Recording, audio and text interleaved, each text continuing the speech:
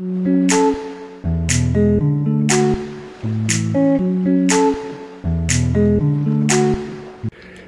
sommes le vendredi 21 juillet 2023 et nous allons faire le tour des news, le tour des nouveautés proposées par le moteur de recherche de Google à propos de l'intelligence artificielle.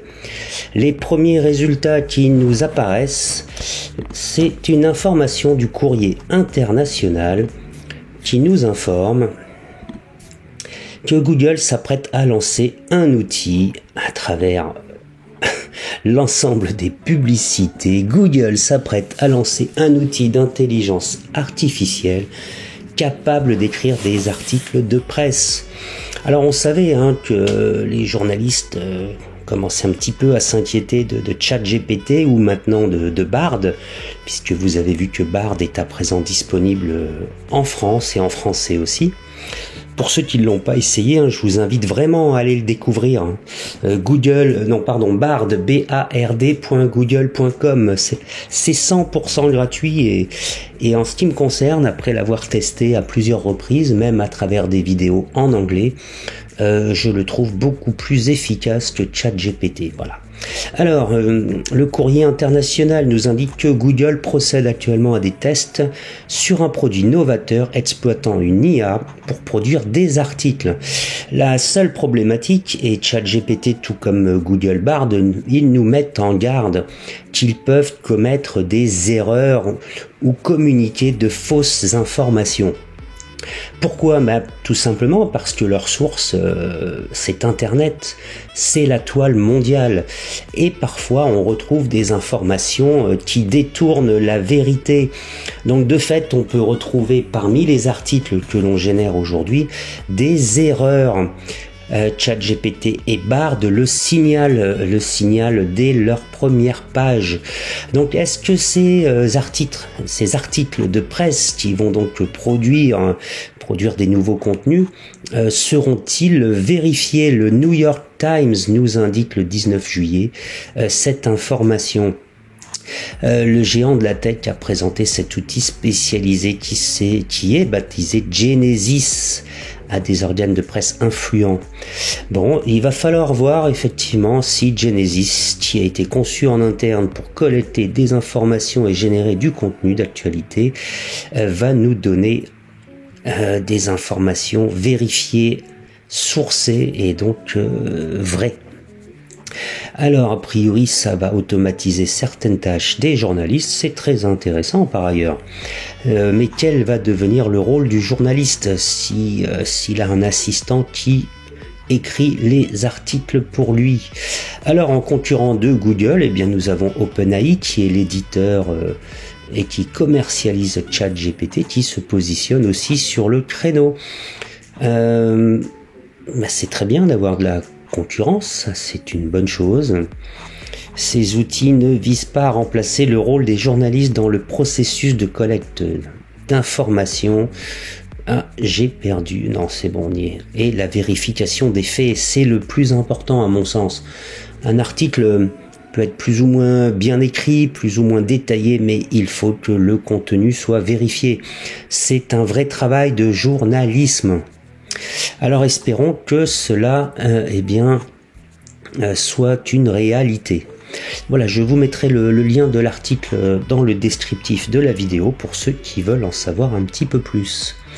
Allons voir la deuxième news proposée par Google ce jour. Allons-y, c'est le journal 20 minutes.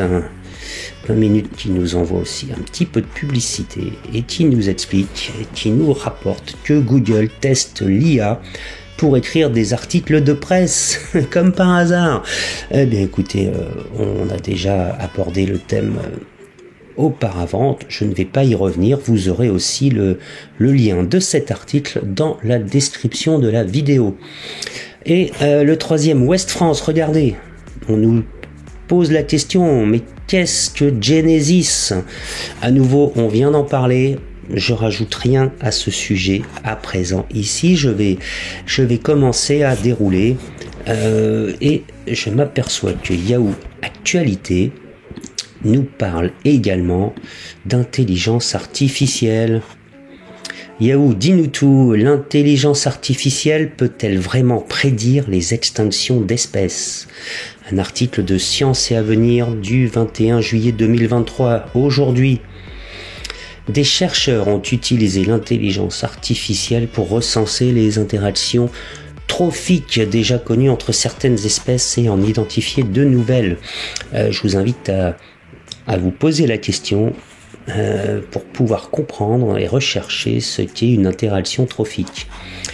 Moyennant de nombreuses données supplémentaires, cet outil pourrait représenter un atout considérable pour prédire les interactions entre espèces.